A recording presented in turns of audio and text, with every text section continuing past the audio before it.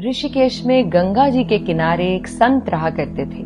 वह जन्मांध यानी जन्म से अंधे थे और उनका नित्य का एक नियम था कि वह शाम के समय ऊपर गगन चुंबी पहाड़ों में भ्रमण करने के लिए निकल जाते और हरि नाम का संकीर्तन करते जाते।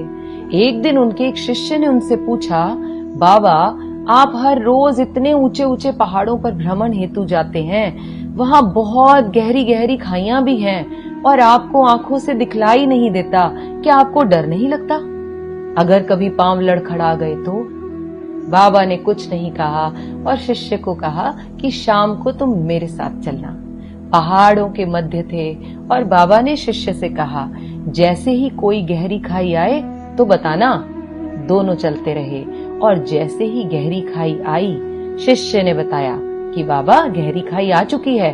बाबा ने कहा, मुझे इसमें धक्का दे दो। अब तो शिष्य इतना सुनते ही सकपका गया।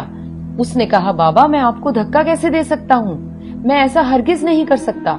आप तो मेरे गुरुदेव हैं, मैं तो किसी अपने शत्रु को भी इस खाई में नहीं धकेल सकता। बाबा ने फिर कहा, मैं कहता हूँ कि मुझे इस खाई में धक्का दे दो, यह मेरी आज्ञा है और मेरी आज्ञा की अवहेलना करोगे तो नर्कगामी होगे। शिष्य ने कहा, बाबा मैं नर्क भोग लूंगा मगर आपको हरगिज इस खाई में धक्का नहीं दे सकता, नहीं धकेल सकता मैं आपको इस खाई में। तब बाबा ने शिष्य से कहा, रे नादान बालक, जब तुझ जैसा एक साधारण प्राणी मुझे खाई में नहीं धकेल सकता तो बता मेरा मालिक भला मुझे कैसे खाई में गिरने देगा? उसे तो सिर्फ गिरे हुओं को उबारना आता है, गिरे हुओं को उठाना आता है, वह कभी भी किसी को गिरने नहीं देता।